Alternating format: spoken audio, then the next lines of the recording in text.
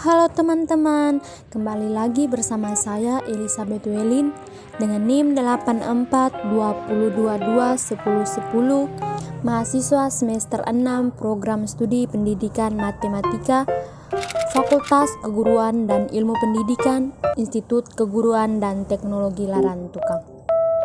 Nah teman-teman, kali ini saya akan membahas tentang isu-isu kebijakan kurikulum yang terjadi pada tahun 2023 sampai 2024. Nah teman-teman, kurikulum yang pertama adalah perubahan kurikulum merdeka menjadi kurikulum nasional.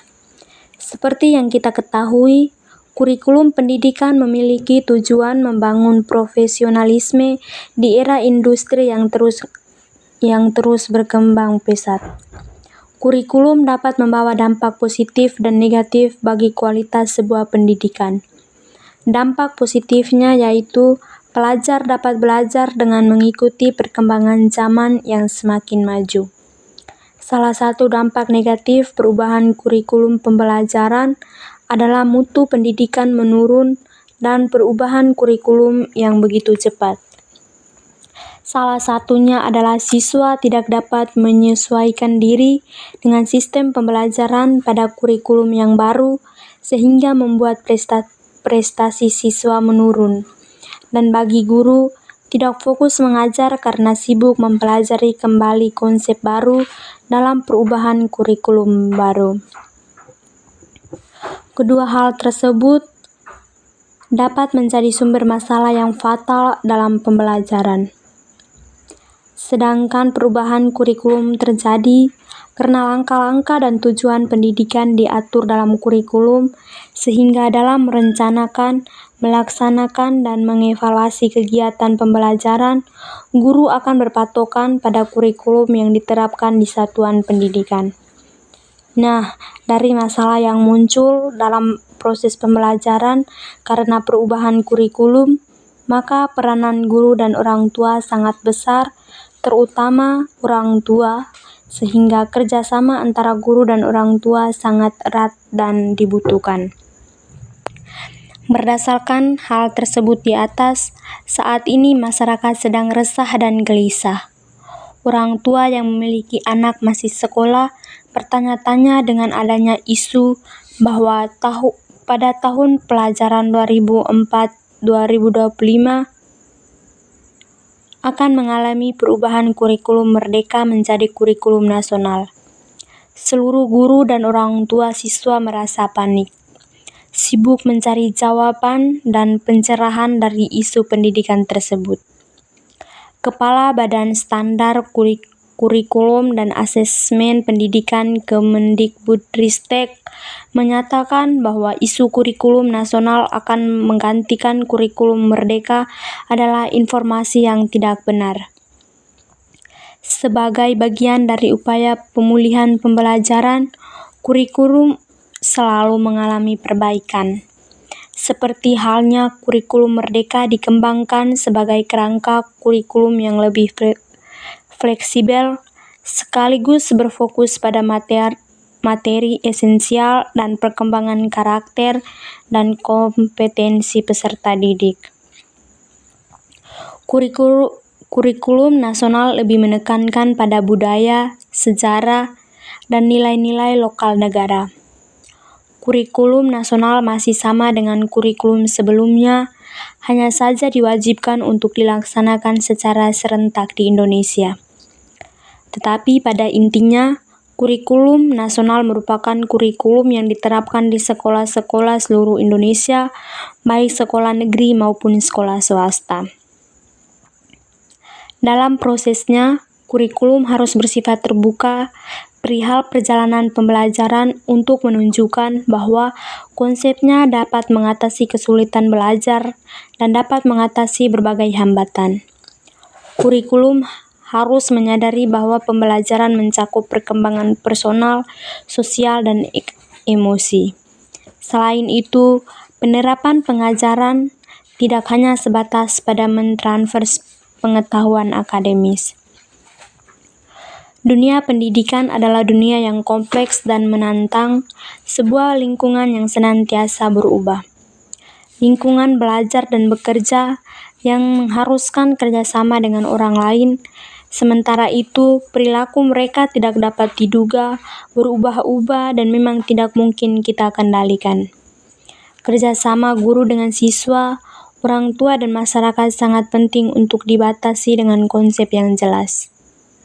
Kehadiran kurikulum memang tepat sebagai rambu-rambu pelaksanaan pembelajaran. Berlandasan kurikulum diharapkan dapat mengembangkan pemahaman belajar terhadap dinamika guru, siswa, orang tua, dan masyarakat. Sehingga kesimpulannya, terserah bagaimana pendapat kita mengenai kurikulum nasional masih sama dengan kurikulum sebelumnya, hanya saja diwajibkan untuk dilaksanakan secara serentak di Indonesia. Nah, isu yang kedua adalah tentang ganti kurikulum. Kemendikbud ungkap nasib kurikulum merdeka.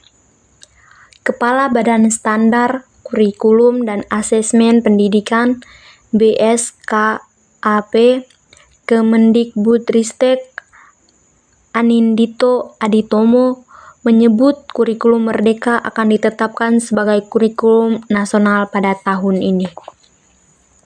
Saat ini hanya sekitar 27% sekolah atau satuan pendidikan yang belum menerapkan kurikulum tersebut. Betul, kita akan menetapkan kurikulum merdeka sebagai kurikulum nasional di tahun 2024, tapi sebenarnya itu bukan hal yang baru bagi sebagian besar sekolah, ujar Adindito dalam peluncuran raport pendidikan 2024 di kantor Kemendikbudristek Jakarta pada Selasa tanggal 5 bulan 3. Tinggal sekitar 27% yang belum dan perlu kita bantu secara lebih intensif agar bisa menetapkan kurikulum merdeka, imbuhnya. Sebelumnya, salah satu anggota akun Manifest Twitter bertanya-tanya soal potensi Kemendikbud akan meluncurkan kurikulum nasional sebagai pengganti kurikulum merdeka bulan ini. Warga pun heboh dengan unggahan itu sambil menyindir kurikulum yang terus berganti tanpa hasil konkret. Anindito yang akrab disapa Nino menjelaskan dampak dari penerapan kurikulum merdeka selama 3 tahun sudah bisa terlihat saat ini, diantaranya adalah peningkatan literasi dan numerasi siswa pada periode tersebut. Sekolah yang semakin lama menerapkan kurikulum merdeka, peningkatan literasi numerasinya dari 2021 ke 2023 itu semakin pesat, semakin tinggi. Terutama kalau dibandingkan dengan yang masih menggunakan kurikulum 2013, tuturnya. Dalam paparannya, Nino menunjukkan nilai indeks capaian literasi dari siswa SMP sederajat melonjak naik sejak penerapan kurikulum merdeka. Pada 2013, ketika diberlakukan kurikulum 2013, nilai indeks capaian literasinya adalah 2,68.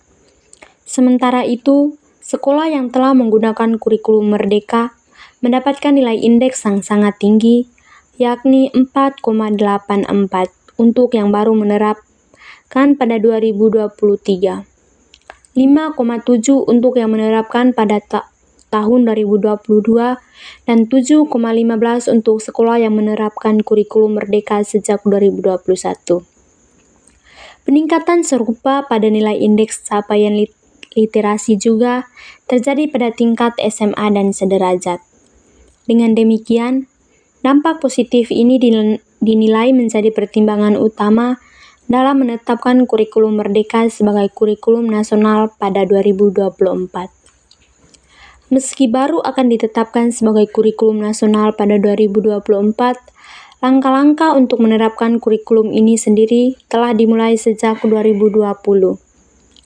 Jadi, sebagian besar satuan pendidikan di Indonesia sudah mulai menerapkan kurikulum merdeka ini. Karena kita ketika akan menyatakan atau menetapkan sebagai kurikulum nasional di tahun 2024, sesungguhnya kita sudah melakukan tahapan-tahapan penerapannya itu sejak tahun 2020, terang Nino. Jadi prototipenya disusun tahun 2020, diterapkan di sekitar 3.000 sekolah di seluruh Indonesia di tahun 2021. Kemudian di tahun 2023 kita buka secara sukarela sekolah yang mana yang ingin memperbaiki sistem pembelajarannya dengan menerapkan kurikulum merdeka, imbuhnya.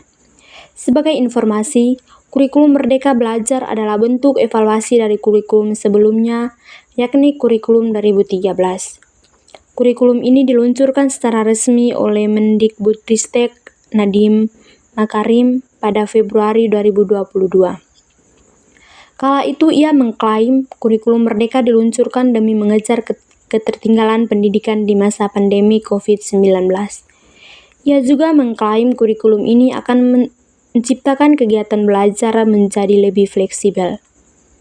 Kurikulum ini diklaim Nadiem memiliki beberapa keunggulan, salah satunya tidak adanya program peminatan bagi siswa pada jenjang sekolah menengah atas SMA. Siswa SMA kini bisa memilih mata pelajaran sesuai dengan minat dan aspirasinya di 2 tahun terakhir sekolah. Kemudian, kebebasan memilih tidak hanya diberikan pada siswa, melainkan juga pada guru serta sekolah. Nadiem menuturkan, guru akan diberikan hak untuk memajukan atau mundur di dalam suatu fase kurikulum dengan menyesuaikan tahap pencapaian dan perkembangan murid. Nah, teman-teman, kurikulum yang ketiga adalah tentang kelayakan kurikulum merdeka jadi kurikulum nasional dikritisi. Belakangan ini ramai diperbincangkan terkait rencana perubahan kurikulum merdeka menjadi kurikulum nasional baru. Kurikulum merdeka selama ini masih menjadi kurikulum pilihan bagi sekolah atau perguruan tinggi yang menerapkannya. Namun sampai saat ini, kelayakan kurikulum merdeka masih dipertanyakan. Kurikulum merdeka dinilai masih compang-camping dan terdapat sejumlah kelemahan yang harus diperbaiki. Direktur Eksekutif Barisan Pengkaji Pendidikan Bajik, Ditah Putih Saraswati pada Minggu tanggal 25 bulan 2 2024 di Jakarta mengatakan tekad Kementerian Pendidikan, Kebudayaan, Riset dan Teknologi untuk segera mengesahkan kurikulum merdeka sebagai kurikulum nasional dinilai tergesa-gesa sehingga perlu dikritisi. Ia menilai kurikulum merdeka belum layak menjadi kurikulum nasional sehingga harus dievaluasi secara total dan menyeluruh. Perubahan kurikulum nasional baru di Indonesia bukan lagi hal baru. Kalimat ganti menteri, ganti kurikulum seakan jadi pemeo yang lazim terlontar di negeri ini. Namun yang perlu dikritisi adalah sejauh mana kurikulum membawa dampak bagi perkembangan pendidikan di Indonesia. Nah, di sini yang pertama adalah perbedaan kurikulum di Indonesia. Saat ini Indonesia menerapkan kurikulum 13 atau disebut dengan nama K13. Namun pada masa pandemi COVID-19, ada penerapan kurikulum darurat untuk menyelamatkan kondisi pendidikan yang dipengaruhi oleh maraknya pandemi COVID tersebut. Kemudian ada kebijakan bagi sekolah atau perguruan tinggi untuk melaksanakan kurikulum merdeka atau yang dikenal dengan nama MBKM, Merdeka Belajar Kampus Merdeka. Dikutip dalam laman Konfat.id tanggal 25 bulan 2 2024, ada beberapa perbedaan dari kurikulum sebelumnya dan kurikulum merdeka. Dilihat dari indikator tujuan, kurikulum 13 mempunyai tujuan untuk sekolah yang belum siap melakukan perubahan. Kurikulum darurat untuk sekolah yang ingin melakukan perubahan kurikulum yang lebih sederhana, namun masih belum siap dengan perubahan besar. Sedangkan kurikulum merdeka tujuannya untuk sekolah yang siap untuk mentransformasi dengan kecepatan yang diinginkan.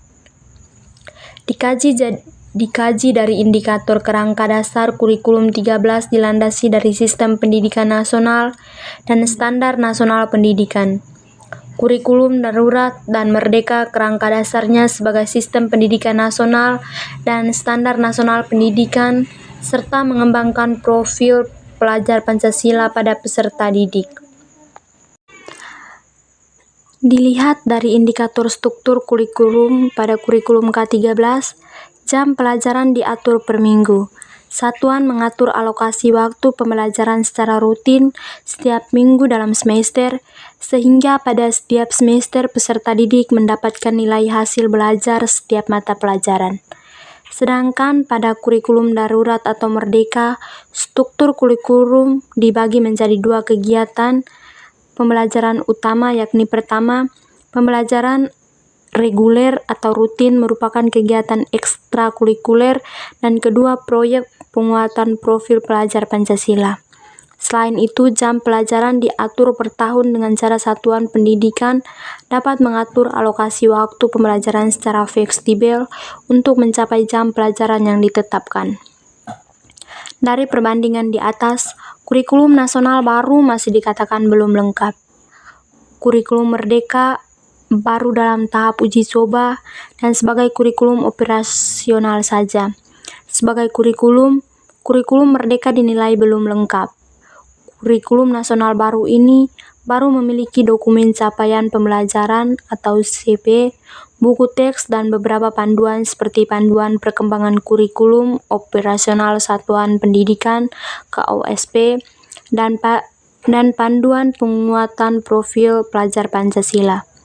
Di dalam kurikulum merdeka disediakan CP yang pada dasarnya sama dengan apa yang disebut dengan tujuan pembelajaran umum, yaitu berupa tujuan pembelajaran yang perlu dicapai siswa dalam waktu 2 tahun atau setiap fase. Kurikulum merdeka dinilai aneh karena tidak menyediakan tujuan pembelajaran instruksional, atau di dalam kurikulum merdeka disebut tujuan pembelajaran. Yang kedua, relevansi bagi pendidikan di Indonesia. Kurikulum nasional baru ditetapkan harus relevan dengan kondisi pendidikan di Indonesia saat ini. Kurikulum merdeka sudah masuk dalam kategori relevan, namun kajiannya belum lengkap. Oleh karena itu, penerapannya harus bertahap.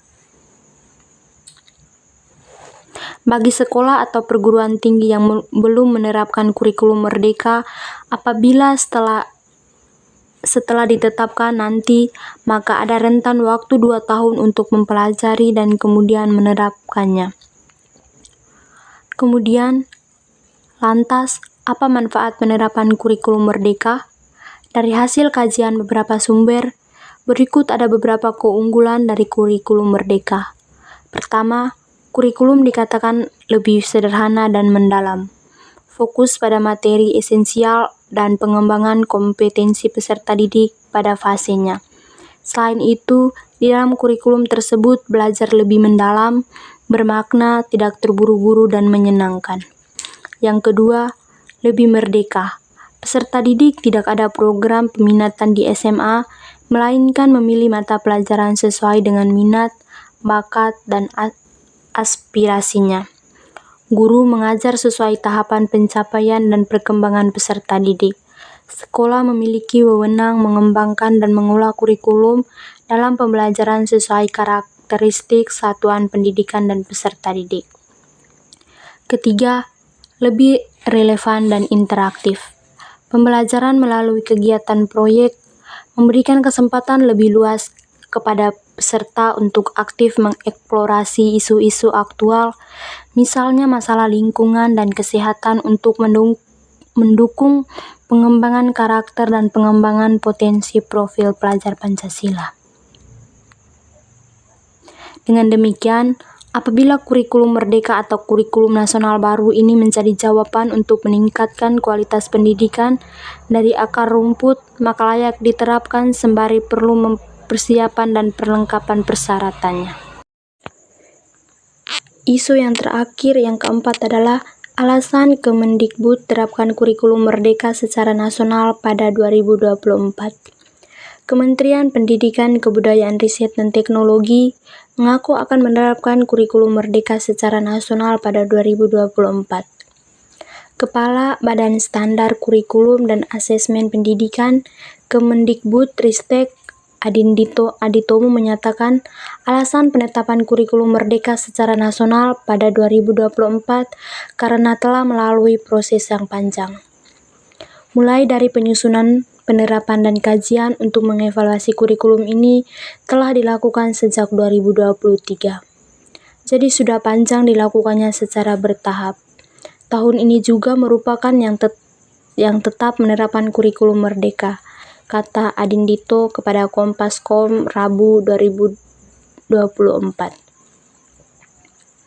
Hingga saat ini, sebut dia, kurikulum merdeka sudah diterapkan secara sukarela oleh sekitar 300.000 atau 80% satuan pendidikan formal yang ada di Indonesia.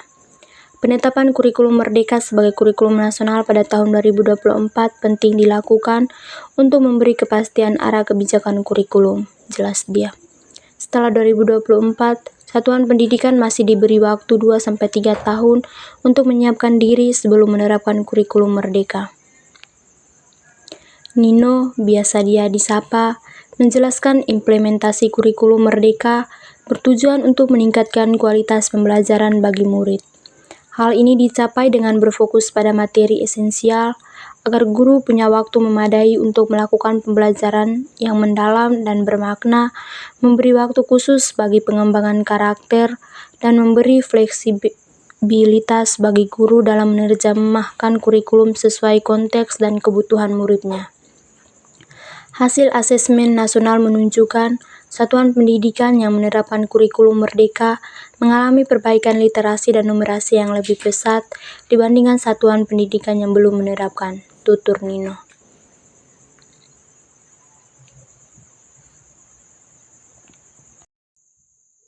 Baik teman-teman, mungkin itu saja yang dapat saya sampaikan tentang isu-isu kebijakan dalam kurikulum.